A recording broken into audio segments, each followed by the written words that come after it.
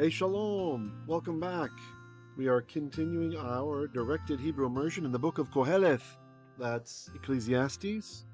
We'll be working through chapter 2, verse 12 today, but just a quick refresher from last week's verse 11. We're just going to go through that real quickly as just a review. Adonai, Adonenu, ken yiratzon, ki timale et fi b'divrecha.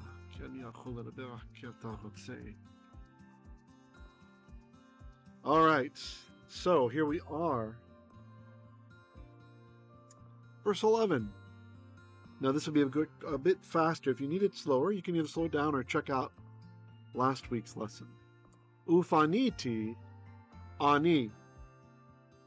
And I indeed turned, or I myself turned, with the emphatic ani there.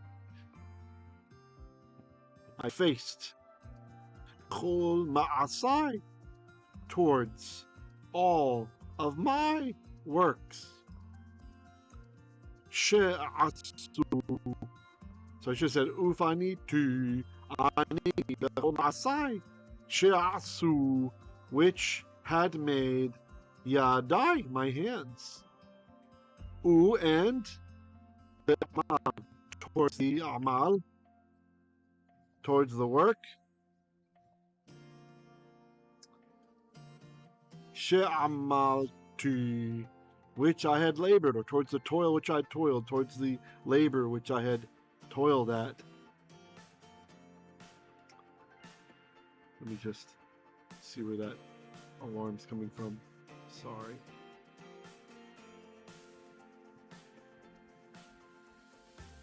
I apologize for that beeping. I hope that didn't hurt anyone. Maybe I can edit it out. Okay, continuing.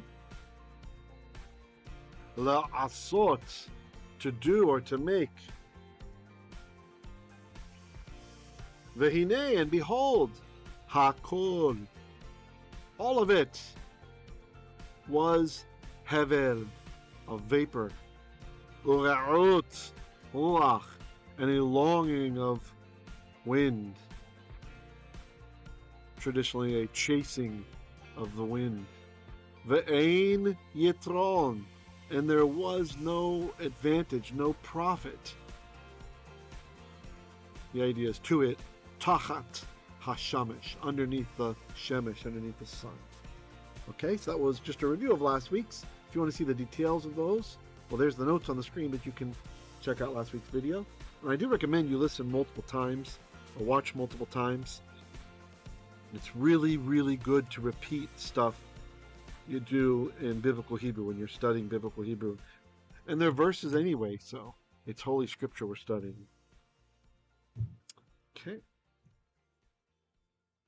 Today's verse is verse 12. So here we are. Maybe I should put up on the screen. We are in Qoheleth. That's Ecclesiastes.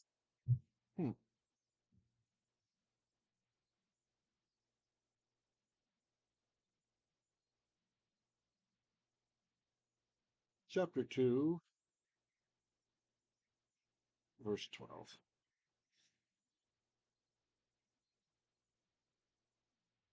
Now again, we're going to start with ufaniti. We had that in the previous verse. See, ufaniti. Ufaniti. Ufaniti. U. It's just vav because of the bump schwa rule. It's and,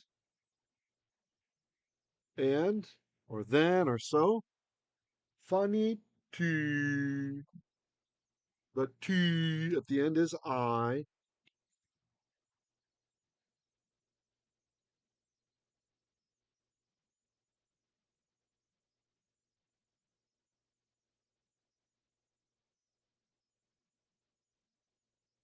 I pane. The verb is pane. Pay. Noon. Hey. And our hey has gone away. It would have been there. And don't think that this yod is not telling us it's a Hiphil or anything like this. Nothing special about that. It's just that verbs that end in hey oftentimes you're going to get a yod in one of the forms that has a tav in it, right? So, for example, I saw from the verb resh aleph hey. It's also ending in a hey. If I want to say that's he saw, if I want to say I saw, I would write raiti or raita, raiti. Right? So we're going to have the same sort of thing as we have here. E. See the yod? Got the yod there. And then the tu. So that would be I, ra'ad, resh, aleph, hey. Okay, so all those verbs that end in hey, they behave this way. Okay, I'm going to delete the ra'ah now. Or maybe I'll leave it there just as kind of a note. Yeah, we can leave it there.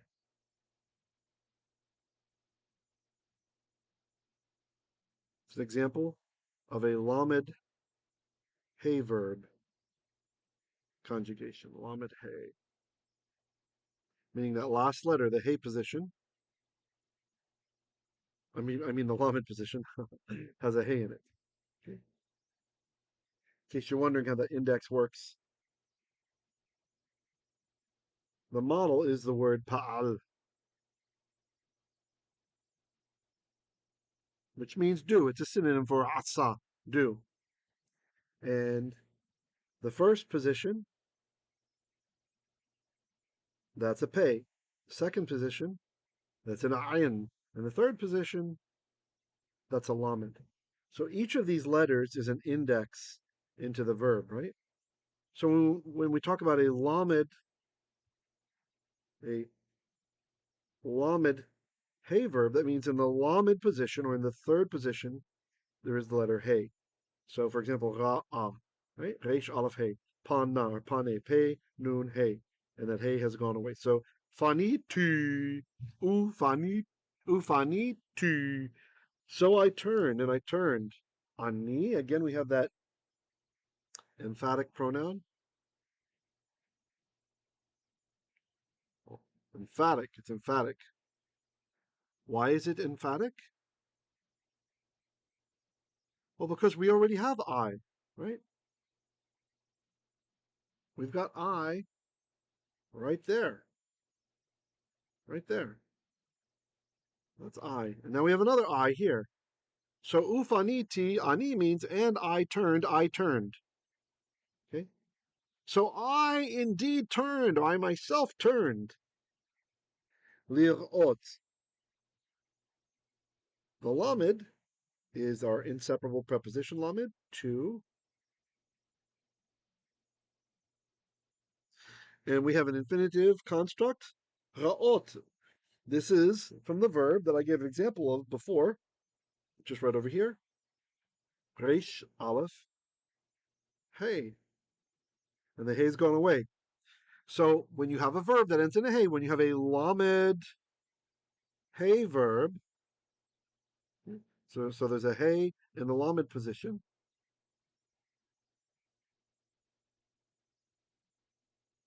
and you want to make an infinitive, you're going to end up actually with ot at the end of the verb. So the ot here, oh, hold on. Ot. Lir'ot, to see. To see.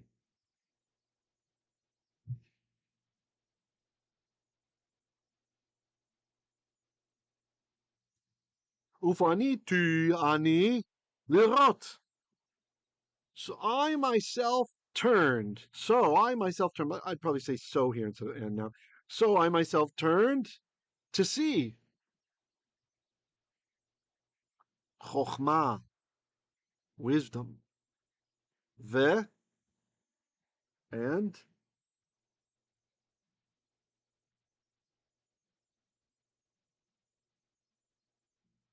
holelot. Holelot. Holelot is not a very common word. It means foolishness.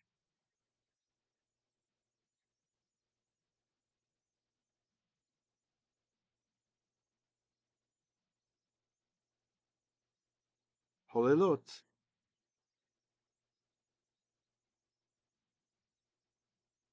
foolishness.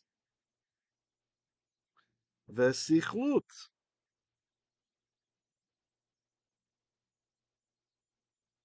and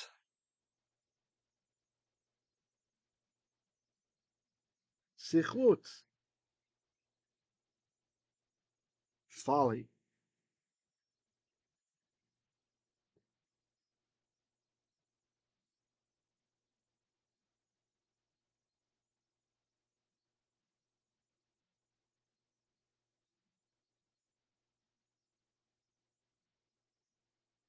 Kind of interesting, we have these three words: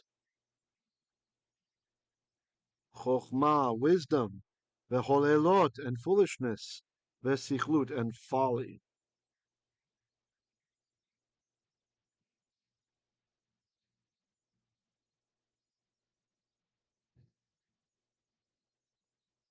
Now, the difference between holelot and sichlut, foolishness, is like blindness, right? So the idea is that the fool makes his mistakes because he doesn't know any better. He's a fool. He hasn't taken time to study, to learn what sin is, even, right? He's a fool. It's foolishness. Something that anyone who has chokhmah would realize not to do. Oy, sorry about that. Whereas sichlut, folly, folly is when you really should know better, but you still do it. There is some overlapping between those terms, though. Probably why they're both being employed to balance chokhmah.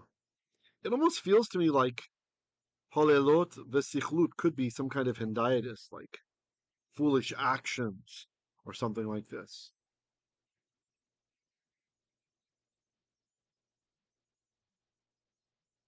When we have words that don't show up so often in the scriptures, sometimes it's hard to exactly nail down the meaning. So, for example, a couple of modern scholars disagreeing about the meaning of holelot, or at least the nuance, Seow, Seow, understands holelot as irrationality. He translates irrationality and folly.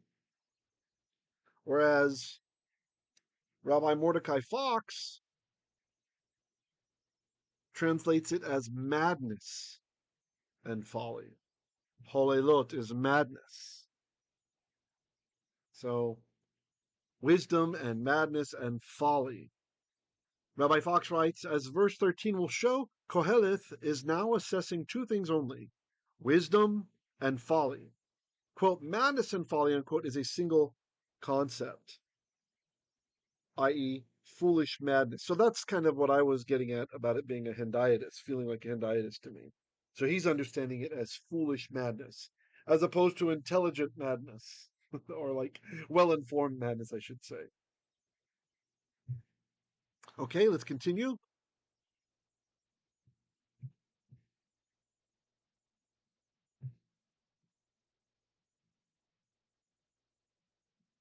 Ki meh ha'adam. Ki, for, meh, what is ha'adam? Literally the man. What is the man? What is mankind? Sheyavo acharei hamelech. Shehu, remember she is short for asher?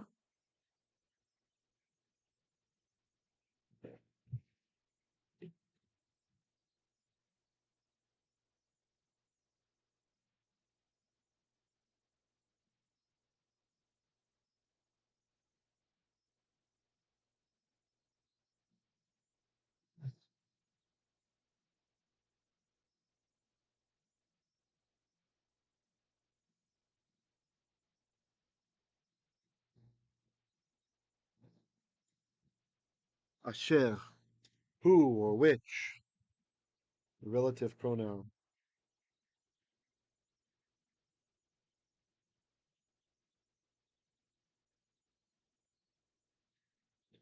Yavo, Ve'yavo, ve'yavo, ve'yavo, Mashiach, Mashiach, Mashiach. Ya, ya, ya, ya, ya, ya, ya. Mashiach, Mashiach, Mashiach. Sorry, it's hard to stop that song once you start. Some of those Hasidic songs are so catchy. So the yod, prefix to a verb, tells us he. And then the verb is bo.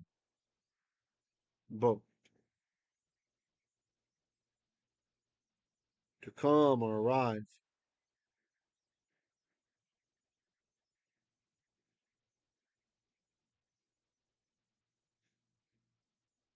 So yavo is he will come or he comes. She. So me ha'adam she'avo. Who is the man who would come or who comes? Means after.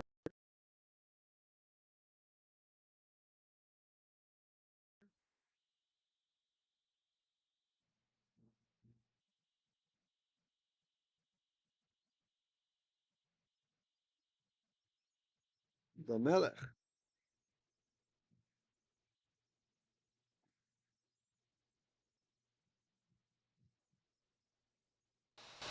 Now we have some problems cropping up with the rest of the verse, but I will just translate it literally and then we'll discuss some of the issues. 8. Aשר- כבר.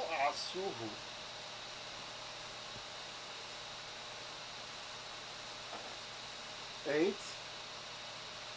Asher-hu. Kvav means already, although this is kind of a rare word in the Bible. This becomes much more common in modern Hebrew dialect. Ra'asu or ra'asu. They made him. Alright, so let's explore some of the problems with this.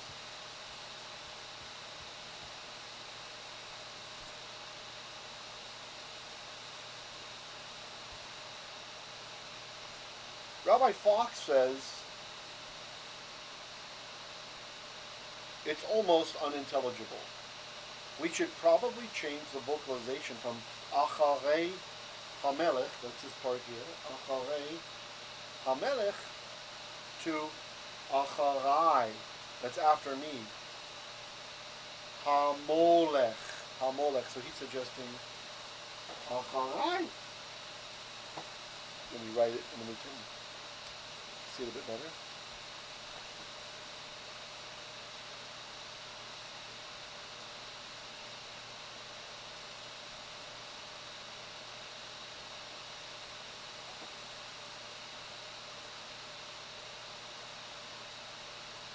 This one would mean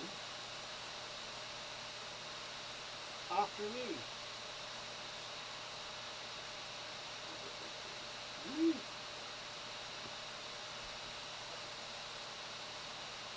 After me.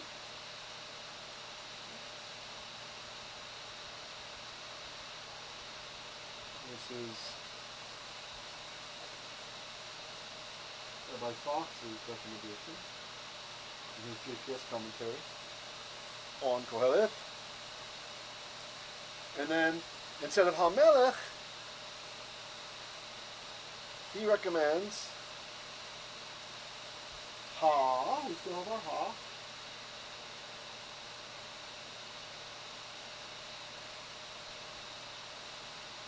Then we're going to have Molech.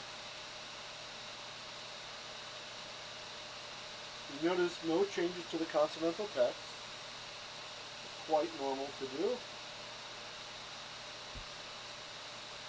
But we're changing the vowels Molech. And if you remember last time, I'm not sure if it was in Qoheleth or one of the other. Yeah, I think maybe actually not last time. I think it was when I was in Exodus this week, this Exodus lesson. Recently we discussed, anyway, if you're going through the Language Lab series, recently we discussed the active participle, how that's formed, right? For the masculine singular. So you have some verbal stem, some root rather, XX just means any verbal root letters. And then we attach O, A, and sometimes O, A. So for example, the verb shama,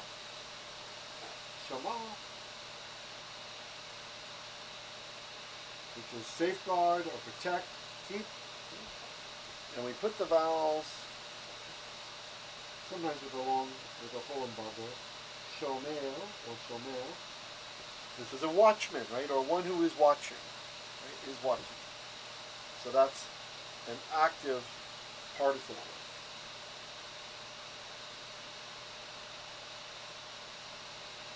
And sometimes this form is where we get certain nouns.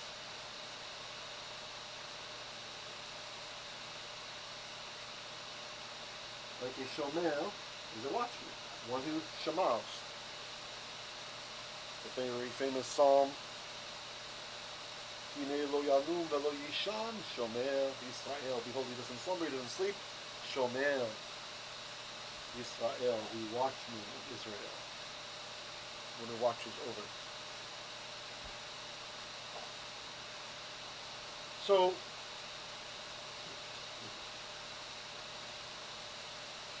what's being proposed by Rabbi Fox is to say, ha-molech, the one who rules.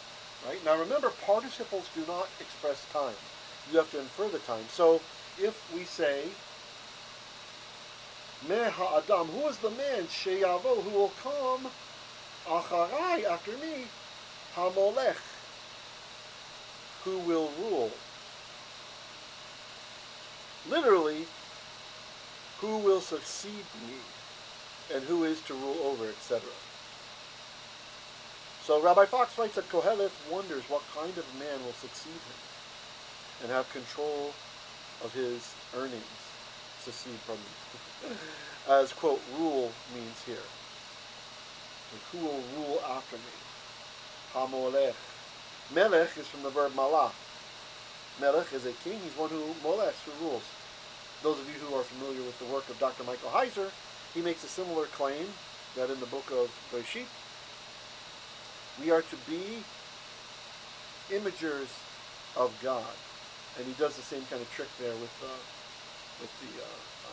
instead of Betzelem Elokim, well, understanding that Tselem, like Melech, is from Malach, Tselem is from Salam, to form, right, to image. So we are to be, a Melech is one who rules, right, who reigns rather, and a Tselem is one who Salams, who images, so imagers of Elokim, of God. Okay?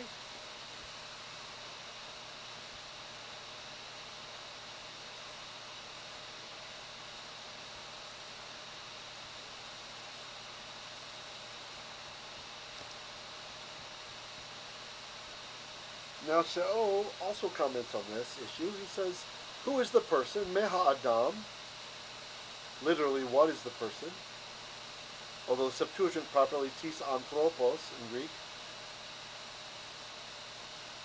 And then he's suggesting that the ha-melech also should be ha-molech, but the ha would be who, the he interrogative, right? Who is it that is going to molech, rule, acharai, after me? So the repointing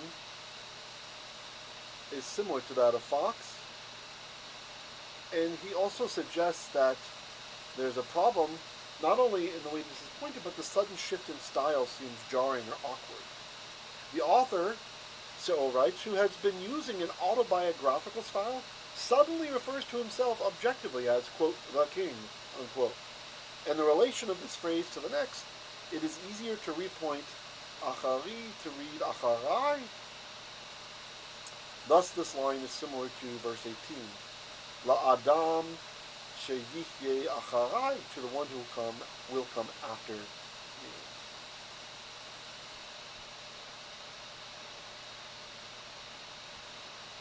Shall he control ha-molech instead of ha-melech in the Leningrad Codex? Okay, any comments or questions? You guys doing okay?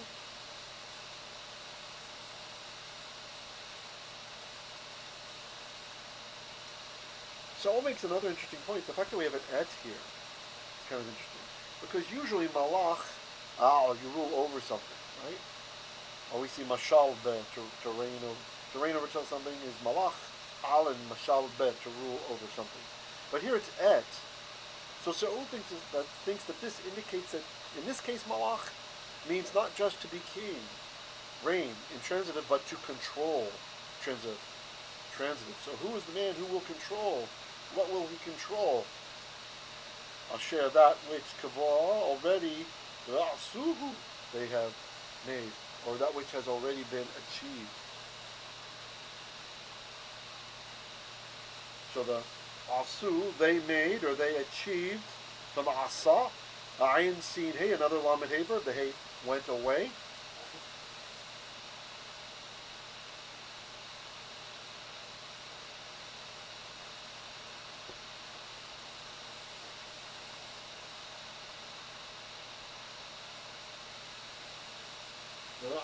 And then the who is he or it.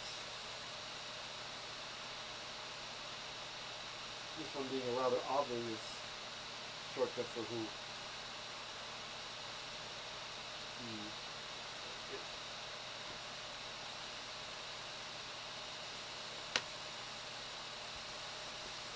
Now you see this B here? I've been pointing these out more often lately. This is from the critical apparatus, showing us that there are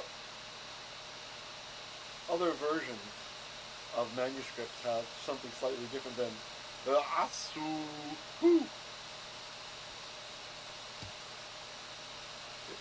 Here are the notes from the critical apparatus. So it's telling us that somehow ya'aseh, he shall do. Many manuscripts, instead of ra'asuhu, they have ra'asahu. He did. So impersonal about the king again. The Septuagint says, epoisen auten. He has done it. So that actually agrees with this guy. Actually, I think gray is better. It's hard to know for sure if it's supposed to be asuhu or asahu. It's the right one because we do have, there's even asahu. He himself did, which isn't outside the bounds. If you have asahu, this is what we would call an emphatic pronoun, just like we had over here and in the previous verse, right? When you have asa, this means he did or made. And then we have who again, he. Right? So it does form kind of an interesting inclusio with yani over here. Right? We start with ufanitu. So I turned ani, I myself. So then here you'll be ending the verse with asa, he did or he made, who, he himself. You see, so this alternate form actually does make some sense. Let's write this bit better. He made.